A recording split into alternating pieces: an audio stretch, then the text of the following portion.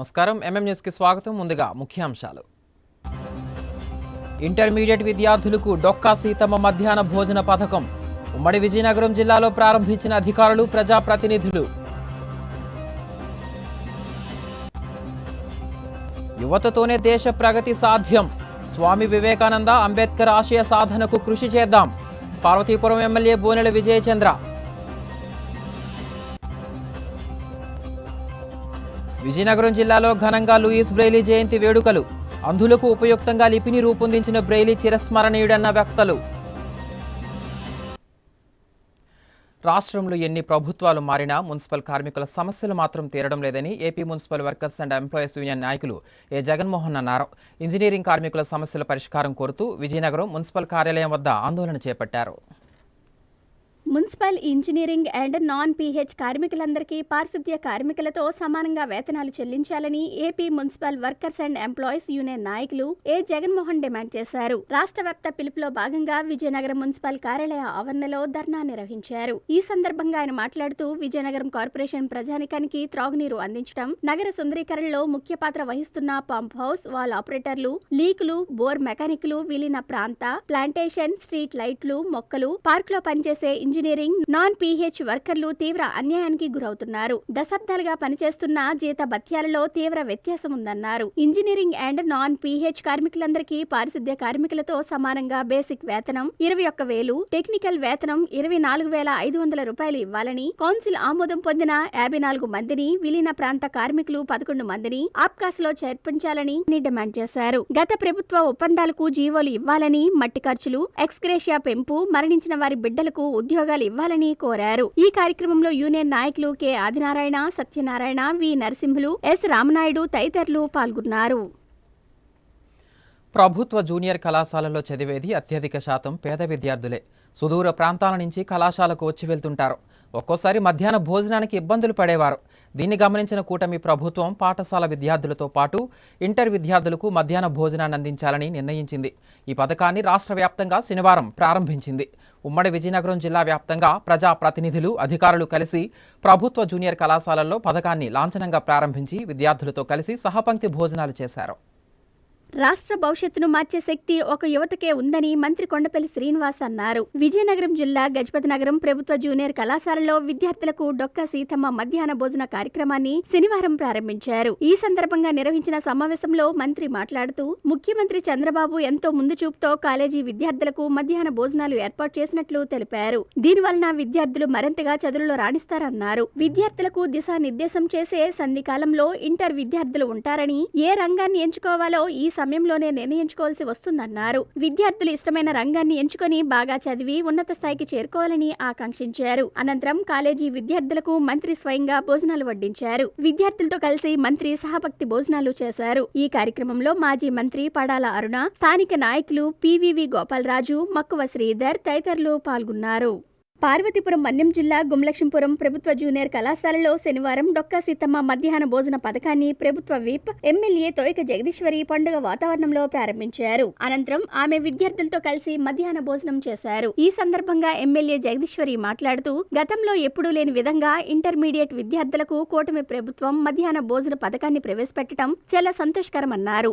ఏ ఒక్క విద్యార్థి కూడా అర్ధాకలితో ఉండకుండా కడుపు నిండా తిని బాగా చదువుకోవాలనే సంకల్పంతో ముఖ్యమంత్రి చంద్రబాబు ఈ పథకానికి శ్రీకారం చుట్టారన్నారు. డొక్కా సీతమ్మ మధ్యాహ్న భోజన పథకాన్ని విద్యార్థులందరూ సద్వినియోగం చేసుకుని బాగా చదువుకొని ఉన్నత శిఖరాలను అందుకోవాలని సూచించారు. అదే కళాశాలలోనే తాను చదువుకొని ఈ స్థాయికి చేరుకున్నానని విద్యార్థులకు గుర్తు చేశారు. ఈ కార్యక్రమంలో మండల కన్వీనర్ పాడి సుదర్శన్ రావు, డొంకాడ రామకృష్ణ, నందివాడ కృష్ణబాబు తదితరులు పాల్గొన్నారు.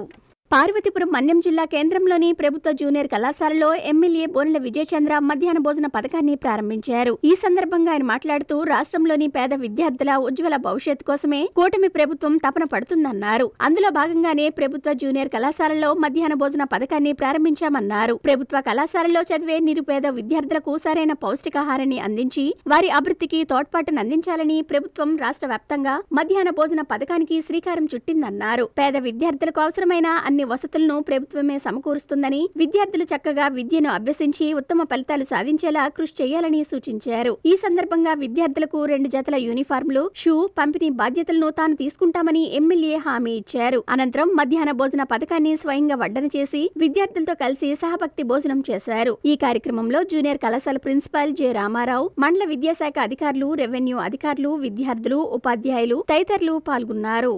విజయనగరం జిల్లాలోని రాజాం ప్రభుత్వ జూనియర్ కళాశాలలో ఎమ్మెల్యే కోండ్రు మురళీమోహన్ డొక్కా సీతమ్మ మధ్యాహ్న భోజన పథకం ప్రారంభించారు. ఈ సందర్భంగా ఆయన మాట్లాడుతూ మధ్యాహ్న భోజన పథకం అమలుతో ఎంతో మంది పేద విద్యార్థులకు ప్రయోజనం కలుగుతుందన్నారు. విద్యార్థులు చదువుపై శ్రద్ధ పెట్టి బాగా చదువుకోవాలని సూచించారు. అనంతరం కళాశాల విద్యార్థులతో మాట్లాడి భోజనం పథకం వల్ల కలిగే ప్రయోజనాలను తెలుసుకున్నారు. 5-6 కిలోమీటర్ల నుంచి ప్రతిరోజు లంచ్ బాక్స్ ను ఉదయాన్నే తీసుకురావడం ఇబ్బందిగా ఉండేదని, ఇప్పుడు కళాశాలలోనే భోజనం అందించడం వల్ల ఆకలి మరి ఉండవని విద్యార్థులు హర్షం వ్యక్తం చేశారు.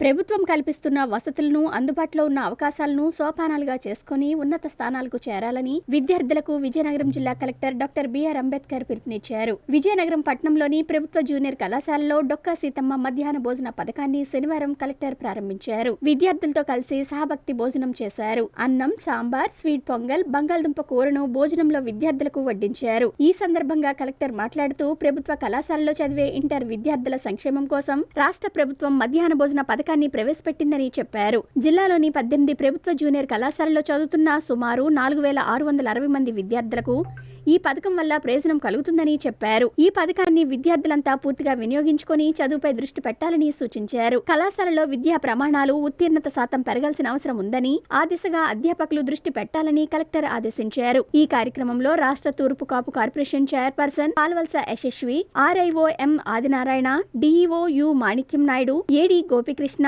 ఎంఈఓలు పివిపిఆర్సిహెచ్ రాజు, కె సత్యవతి, కళాశాల ప్రిన్సిపల్ వికేవి కృష్ణారావు, కూటమి పార్టీల నాయకులు ఐవి రాజు, పిల్ల విజయ్ కుమార్, శివప్రసాద్ రెడ్డి, పి ప్రసాద్, కంది చంద్రశేఖర్, ఈ సుధీర్, అనురాధ, మజ్జి రమేష్ తదితరులు పాల్గొన్నారు.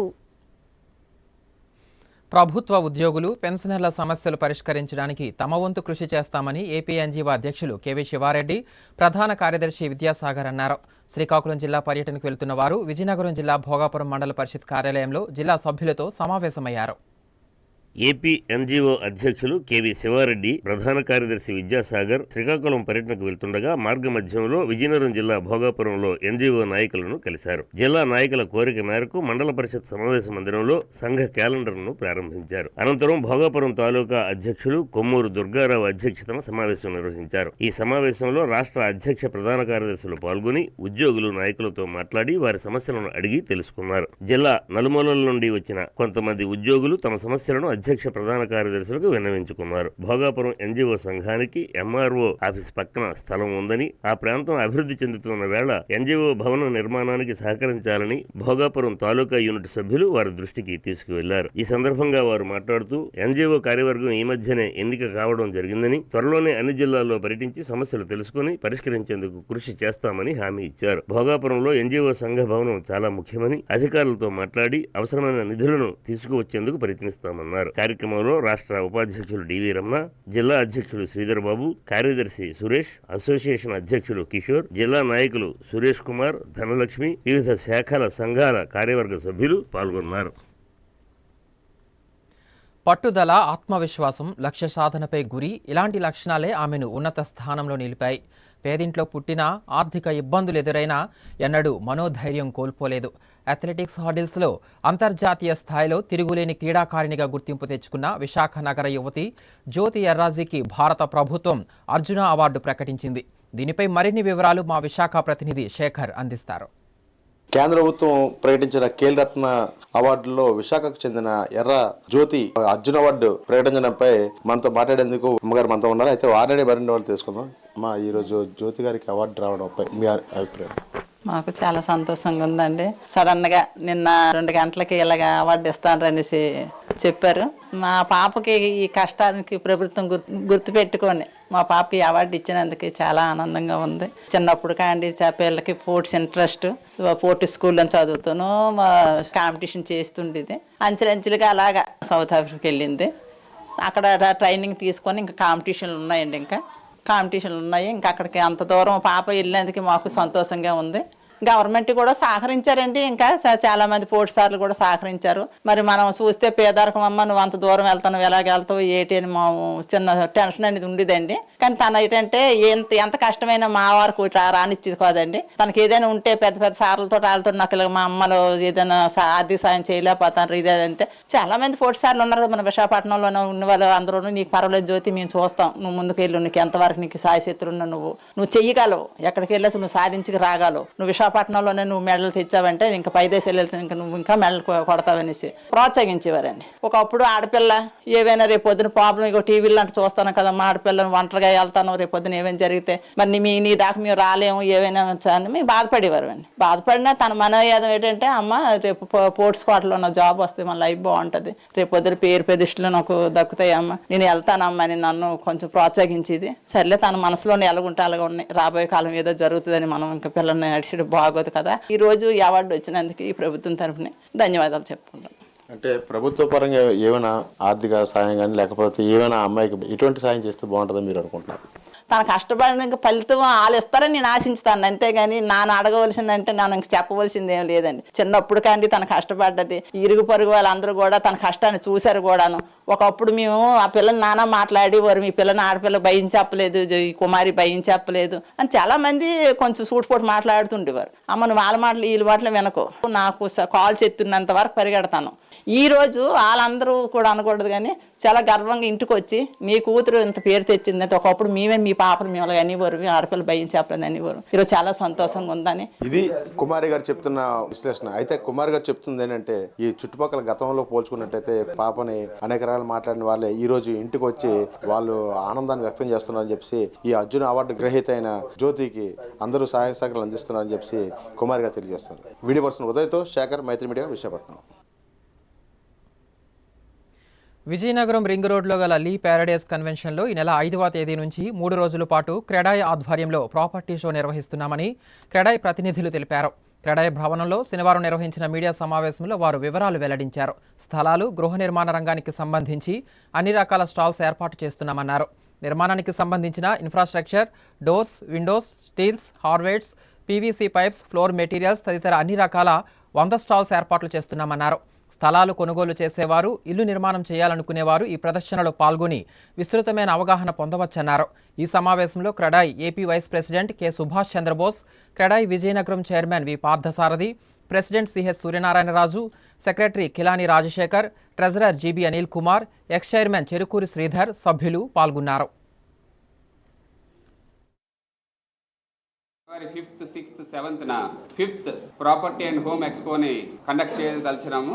అయితే ఒక కొత్త సంవత్సరంలో అటు కన్స్ట్రక్షన్ ఇండస్ట్రీ, ఇటు రియల్ ఎస్టేట్ ఇండస్ట్రీ రెండింటిని కూడా ఒక పాజిటివ్ వేతో ముందుకు తీసుకెళ్లనే ఒక మంచి ఉద్దేశంతోనే ఈ రోజు ఈ కార్యక్రమాన్ని తలపెట్టడం జరిగింది. అయితే మునుపెన్నడూ లేని విధంగా వితిన్ ఒక 10 days లోనే మొత్తం స్టాల్స్ అన్ని సేల్ అయిపోవడం అండ్ బుకింగ్స్ తీసుకోలేని విధంగా కూడా మాకు ఈ రోజున ఆ స్టాల్స్ బుక్ అయినాయండి. సోల్డ్ అవుట్ బోర్డు కూడా పెట్టడం జరిగింది. ఇంకా still exhibitors are waiting for stalls, but మాకున్న స్పేస్ అవైలబిలిటీ రీత్యా మేము మిగిలిన వాళ్ళకి సమకూర్చలేకపోయాం. ఇది ఇండస్ట్రీకి కానీ మా ఆర్గనైజేషన్ కానీ ఒక శుభ పరిణామాన్ని చెప్పాలి. అలాగే ఈ కార్యక్రమంలో నిర్మాణానికి సంబంధించిన 100కు పైగా స్టాల్స్ని ఏర్పాటు చేయడం జరిగింది. అటు plots, apartment flats, construction materials, interiors, hardware, doors, UPVC Windows, banks, sanitary ware, tiles, అలాగే ఫ్లోరింగ్ మ్యాట్స్, ఇంక్లూడింగ్ మనకి హోమ్ ఫర్నిచర్కి కావాల్సిన అన్ని ఏర్పాట్లు చేయడం జరిగింది. అలాగే ఎవరైనా ఇండిపెండెంట్ హౌస్ కట్టుకున్నట్టయితే వారికి సూచనలు, సలహాలు కూడా ఇవ్వడానికి ఒక కౌంటర్ క్రెడాయ్ విజయనగరం ద్వారా ఏర్పాటు చేయడం జరిగింది. మనం నిత్యం ఎదుర్కొంటున్న సమస్యల్లో rain harvesting is also one of the biggest aspect. దాన్ని కూడా కరెక్ట్గా అడ్రస్ చేయాలని ఒక ముఖ్య ఉద్దేశంతో అక్కడ మేము ఒక డెమో ఏర్పాటు చేసాం.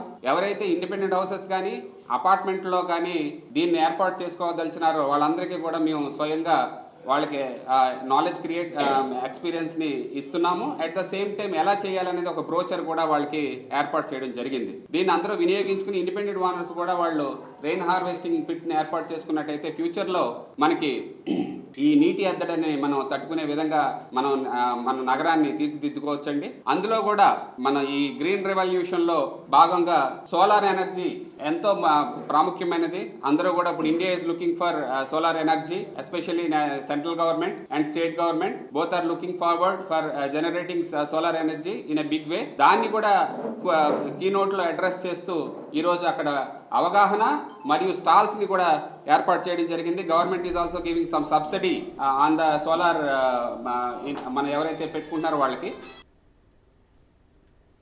కాసేపు విరామం. సా స స స సరి గరి గమ పని సా నిరి స నిరి స నిరి సా ని ద మా గరి స రి గమ అమ్మాయికి తన సొగసే ఆనందం మన మనసే దోచేనే తన అందం అందానికి ప్రతిరూపం ఆభరణం ఆభరణం అసలు రూపం Govinda jewellers Govinda jewellers Govinda jewellers Govinda jewellers సాంప్రదాయ స్వర్ణాభరణాలకు పుట్టినిల్లు మా Govinda jewellers. Govinda jewellers, MG road, Vizianagaram. అందమంటేనే ఆడవాళ్ళు, మరి మన ఆడవాళ్ళకి మరింత అందం చేకూర్చేది బంగారం. బంగారం కొనడం సులభమే, కానీ నాణ్యమైన బంగారం కొనడం అంత ఈజీ కాదు. సంప్రదాయమైన కలెక్షన్స్, నాణ్యమైన ఆభరణాలు, సామాన్యుడికి కూడా అందుబాటైన ధరలు, నమ్మకమైన పేరు, అది మన ధనలక్ష్మి జ్యువెలర్స్. మా బామ్మ ఎప్పుడు చెప్పేది, ఒక్కసారి ధనలక్ష్మి జ్యువెలర్స్ లో బంగారం కొంటే మళ్ళీ మళ్ళీ కొంటూ ఉంటామని. ధనలక్ష్మి జ్యువెలర్స్, డాబా తోట, MG road, Vizianagaram. Welcome back. Andhra Pradesh, Telangana, Karnataka, Tamil Nadu రాష్ట్రాల్లో 80కి పైగా కేంద్రాలలో ఆంధ్రజ్యోతి సంక్రాంతి సందర్భంగా మహిళలను ప్రోత్సహిస్తూ ముత్యాల ముగ్గుల పోటీలు కొనసాగిస్తున్న విషయం తెలిసిందే. విజయనగరం జిల్లా కేంద్రంలో ఎయిమ్స్ పాఠశాల ఆవరణలో ముత్యాల ముగ్గుల పోటీలు శనివారం నిర్వహించారు. ఈ పోటీలో పెద్ద సంఖ్యలో మహిళలు పాల్గొన్నారు. ఆంధ్రజ్యోతి ముత్యాల ముగ్గుల పోటీలు విజయనగరంలోని ఎయిమ్స్ పాఠశాల ఆవరణలో శనివారం ఆహ్లాదకర వాతావరణంలో సాగాయి. పోటీల్లో జిల్లాలో పలు మండలాల నుంచి మహిళలు, పలువురు విద్యార్థినులు పాల్గొన్నారు. అందమైన రంగవల్లులను తీర్చిదిద్దారు. ఆంధ్రప్రదేశ్, తెలంగాణ, తమిళనాడు, కర్ణాటక రాష్ట్రాల్లోని 80కి పైగా కేంద్రాల్లో ఈ పోటీలు నిర్వహిస్తున్నారు. కేంద్ర స్థాయిలో ప్రథమ, ద్వితీయ, తృతీయ బహుమతులు అందజేయనున్నారు. కేంద్ర స్థాయిలో ప్రతిభ చూపిన వారు జిల్లా స్థాయి పోటీల్లోనూ, జిల్లా స్థాయి పోటీల్లో ప్రతిభ చూపిన వారు రాష్ట్ర స్థాయి పోటీల్లోనూ పాల్గొంటారు. ఫైనల్స్ పోటీల్లో గెలుపొందిన వారికి బంపర్ బహుమతులు అందజేయనున్నారు. గిఫ్ట్ హ్యాంపర్లు కూడా అందిస్తారు. ఈ పోటీల నిర్వహణలో ఆంధ్రజ్యోతి సిబ్బంది పాల్గొన్నారు. అంది వచ్చిన అవకాశాలను అందిపుచ్చుకుని యువత ఉన్నత స్థాయిలో రాణించినప్పుడే దేశ ప్రగతి సాధ్యపడుతుందని పార్వతీపురం ఎమ్మెల్యే బోనెల విజయచంద్ర అన్నారు. స్వామి వివేకానంద జయంతి ఉత్సవాల సందర్భంగా పార్వతీపురం మన్యం జిల్లా కేంద్రంలో యువజనోత్సవాలు నిర్వహించారు.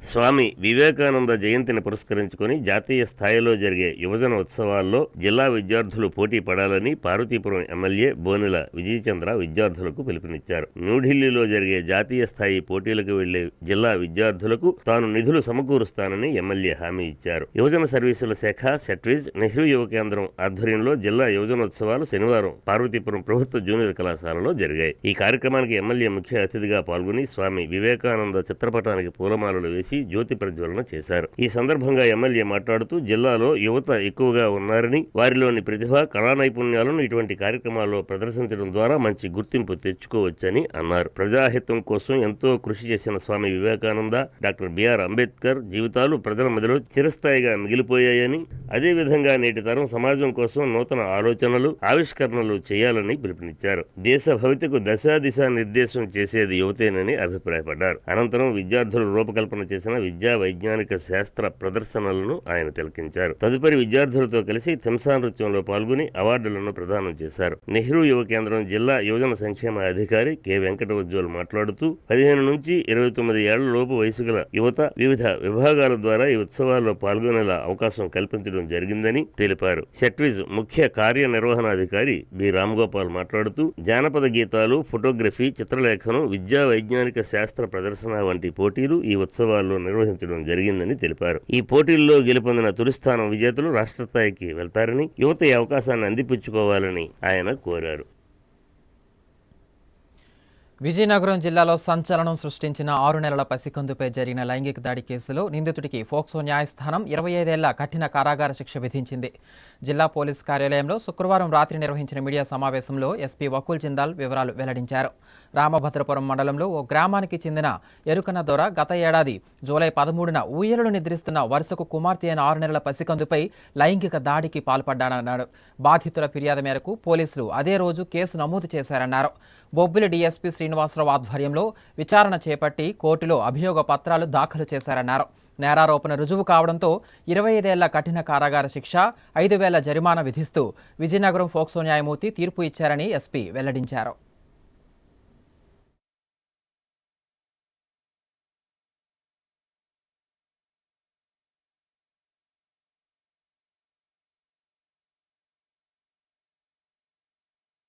Around 6 months back Ramabhadrapuram PS లో 13th జులై రోజున ఒక 5 నెలల పసిపాప మీద ఒక లైంగిక దాడి జరిగింది. 5 నెలల పసిపాప ఇంట్లో ఒంటరిగా ఉన్నప్పుడు, తల్లి బయట ఉన్నప్పుడు ముద్దాయి ఇంట్లోకి వచ్చి ఆమె మీద లైంగిక దాడి చేయడం జరిగింది. దాంట్లో ముద్దాయి బోయిన ఎరకన్న దొర ఫ్రమ్ నేరెళ్ల వలస విలేజ్ రామభద్రపురం మండల్. అతను ఆ పాపకి వరుసగా తాత అవుతాడు. అతను ఆమె మీద లైంగిక దాడి చేయడం జరిగింది. ఇమీడియట్ గా రామభద్రాపురం పిఎస్ లో crime number 126/24 under section 65 BNS and section 5 red with 6 of POCSO act కింద కేసు నమోదు చేసి డిఎస్పీ బొబ్బిలి శ్రీనివాసరావు గారు ఇన్వెస్టిగేషన్ టేకప్ చేయడం జరిగింది. దాంట్లో within time charge sheet file చేయడం, సైంటిఫిక్ లైన్స్ మీద ఇన్వెస్టిగేషన్ చేయడం జరిగింది. దాని తర్వాత ఈ రోజు ఆల్మోస్ట్ 6 నెలల లోపల ఈ రోజు ఆ కేసులో కన్విక్షన్ రావడం జరిగింది. ఆ కేసులో శిక్ష పడింది. సో ముద్దాయికి 25 సంవత్సరాలు రిగరస్ ఇంప్రిజన్మెంట్ అండ్ 5,000 ఫైన్ విధించడం జరిగింది. ఇది పాక్సో కోర్టులో జడ్జ్ శ్రీమతి నాగమణి గారు ముద్దాయికి ఈ రోజు శిక్ష అనౌన్స్ చేయడం జరిగింది. ఈ కేసును కంటిన్యూస్ గా పర్సీవ్ చేసి దాంట్లో శిక్ష విధించడం జరిగింది. సో అందరినీ అభినందిస్తున్నాము. సో మీ ద్వారా ప్రజలకి కూడా మేము ఏం చెప్తున్నామంటే, ఈ మహిళల మీద జరుగుతున్న నేరాలు చాలా చాలా చాలా సీరియస్ గా తీసుకోవడం జరుగుతుంది. మహిళల మీద ఏమైనా క్రైమ్ చేస్తే, ఏమైనా వాళ్ళకు వేధిస్తే, వాళ్ళ మీద అత్యాచారం ఏమైనా చేస్తే చాలా చాలా కఠినమైన చర్యలు ఉంటాయి. శిక్ష పడే విధంగా ఇన్వెస్టిగేషన్ చేసి ట్రయల్ కంప్లీట్ చేయడం జరుగుతూ ఉంది. కొన్ని నెలలలోనే అంతా ట్రయల్ కంప్లీట్ చేసి ఖచ్చితంగా శిక్ష పడే విధంగా చర్యలు ఉంటాయి. సో అందరూ కూడా ఇది గమనించాలి. అండ్ ఎవరైనా ఇట్లాంటి దాంట్లో పాల్పడితే వాళ్ళు ఖచ్చితంగా వాళ్ళని లోపల వేసే కార్యక్రమం చేయడం జరుగుతుంది. విజయనగరంలోని జిల్లా సమైక్య ఆధ్వర్యంలో మహిళా ప్రాంగణంలో స్వయం సహాయక సంఘాల మండల స్థాయి సిబ్బందికి శిక్షణా కార్యక్రమం నిర్వహించారు. ప్రతి మహిళ ఒక పారిశ్రామికవేత్తగా మారాలన్న లక్ష్యంతో ప్రభుత్వ ఆశయాల మేరకు శిక్షణ ఇస్తున్నారు. మహిళా సంఘాలను బలోపేతం చేసే దిశగా ఈ శిక్షణా కార్యక్రమాలు నిర్వహిస్తున్నామని జిల్లా సమైక్య ఏపీడీ సావిత్రి తెలిపారు.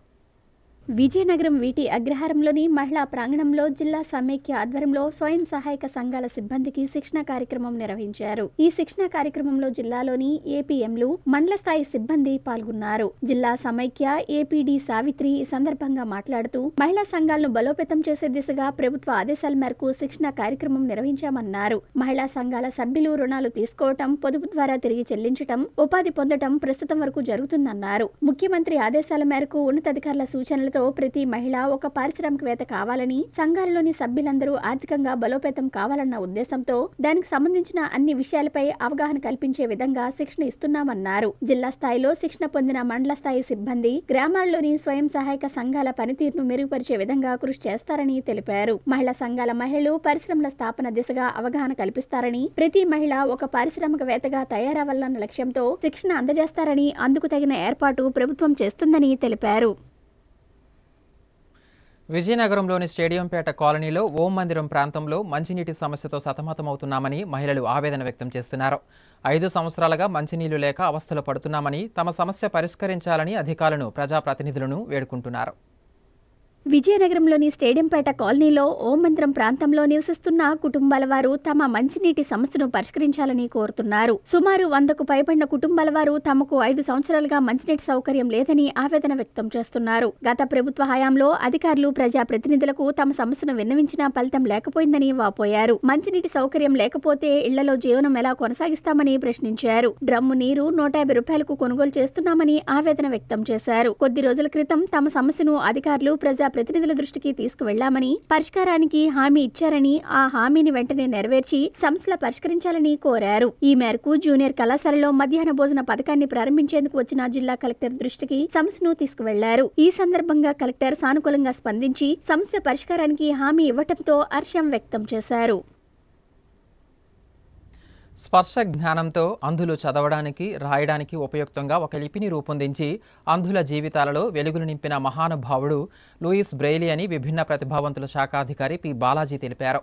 విజయనగరంలోని డిఆర్డీఏ సమావేశ మందిరంలో లూయిస్ బ్రెయిలీ జయంతి వేడుకలు నిర్వహించారు.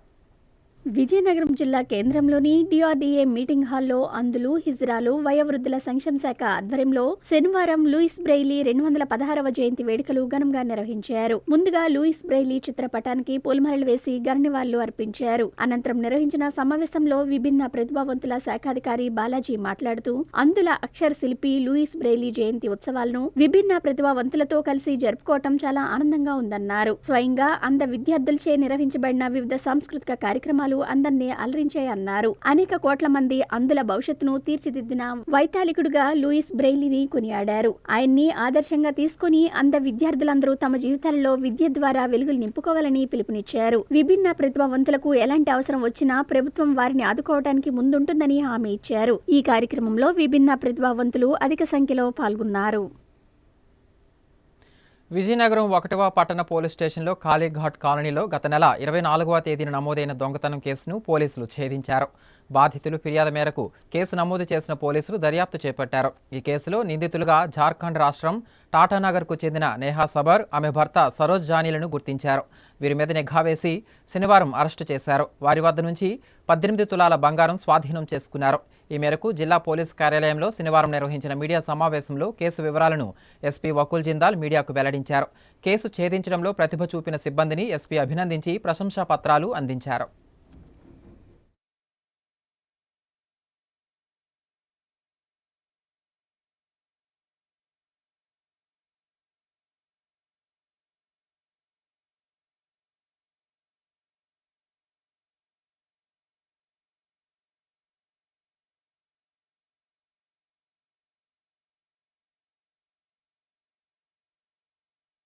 మన విజయనగరం 1 టౌన్ పోలీస్ స్టేషన్ పరిధిలో 24th డిసెంబర్ కంటోన్మెంట్ ఏరియాలో కాళీఘాట్ కాలనీలో ఒక ఇంట్లో దొంగతనం జరిగింది. ఆ ఇంట్లో ఉన్న హస్బెండ్ వైఫ్ అప్పుడే ఇంటి నుంచి బయటికి వెళ్లారు, పక్కన ఉన్న షాప్ కి వెళ్లారు. ఆ టైంకి ఒక లేడీ 2 పిల్లలతో సడన్ గా ఆ ఇంట్లోకి వెళ్ళింది. ఆ ఇంట్లోకి వెళ్ళి దొంగతనం చేయడం జరిగింది. ఆ డోర్ ఓపెన్ గానే ఉంది, లోపల అల్మీరాకి కూడా ఈ తాళాలు అల్మీరాలోనే ఉన్నాయి. సో సడన్ గా విదిన్ 3-4 మినిట్స్ లోపలికి వెళ్ళి సడన్ గా దొంగతనం చేసి బయటికి వచ్చింది. బయటికి వచ్చేటప్పుడు దగ్గర ఉన్న మటన్ షాప్ అతను ఆమెను చూసి అడిగాడు, అమ్మ ఆ ఇంటి నుంచి ఎందుకు వస్తున్నావు అని. సో అప్పుడు వర్షం పడతా ఉంది, వర్షం వల్ల అక్కడ షెల్టర్ తీసుకున్నాను, అక్కడ నుంచి వస్తున్నానని చెప్పి వెళ్ళిపోయింది. ఇమీడియట్ గా ఆ ఇంటి ఓనర్ అక్కడికి వస్తే ఆ మటన్ షాప్ ఆయనకి చెప్పడం జరిగింది. సో లోపల వెళ్ళి చూస్తే అల్మీరా నుంచి అరౌండ్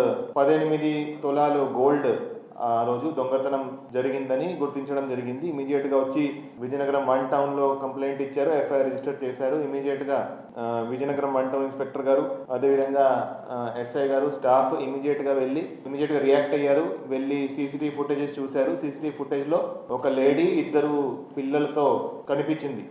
సీసీటీవీలో ఆమె ఒక ఆటో ఎక్కినట్టు, తర్వాత బస్ స్టాప్ కి ఆర్టీసీ బస్ డిపోకి వచ్చినట్టు ఆ రోజు గుర్తించడం జరిగింది. కానీ ఆ లేడీ ఎవరు అనేది ఆ రోజు ఇమీడియట్ గా మనం గుర్తించలేకపోయాము. అదే టైంలో విజయనగరం 2 టౌన్ పరిధిలో కూడా ఒక లేడీ సిమిలర్ ఎంఓతో ఇంకొక ఇంట్లోకి దూరింది.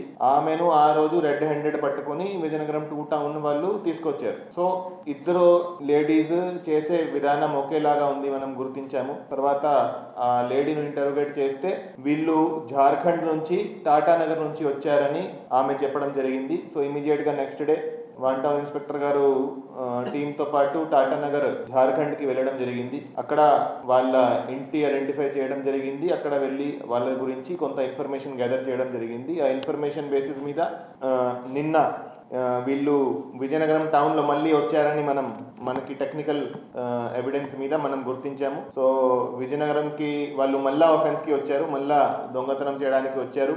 సో మన టెక్నికల్ ఇన్ఫర్మేషన్ మీద వాళ్ళని అక్కడ వెళ్ళి పట్టుకోవడం జరిగింది. వాళ్ళ దగ్గర వాళ్ళు హస్బెండ్ అండ్ వైఫ్ ఇద్దరు మనకి దొరికారు. ఆ హస్బెండ్ అండ్ వైఫ్ ఇద్దరిని అరెస్ట్ చేయడం జరిగింది. వాళ్ళ దగ్గర ప్రాపర్టీ కూడా ఇంటాక్ట్ ప్రాపర్టీ, అంటే ఎలాగైతే పోయిందో అది సేమ్ టు సేమ్ ప్రాపర్టీ మనకి రికవరీ అయింది. Around 18 tolas gold ornaments recovery కూడా 100% అయింది. ఎవరైతే ఈ లేడీ ఉందో ఆ లేడీ మీద వైజాగ్ సిటీ పరిధిలో 3 కేసులు ఉన్నాయి. దాంట్లో 2018 సంవత్సరంలో రిజిస్టర్ అయిన కేసెస్, దాంట్లో ఆమెకి అప్పుడు శిక్ష కూడా పడింది. ముఖ్యాంశాలు మరోసారి. ఇంటర్మీడియట్ విద్యార్థులకు డొక్కా సీతమ్మ మధ్యాహ్న భోజన పథకం ఉమ్మడి విజయనగరం జిల్లాలో ప్రారంభించిన అధికారులు, ప్రజాప్రతినిధులు.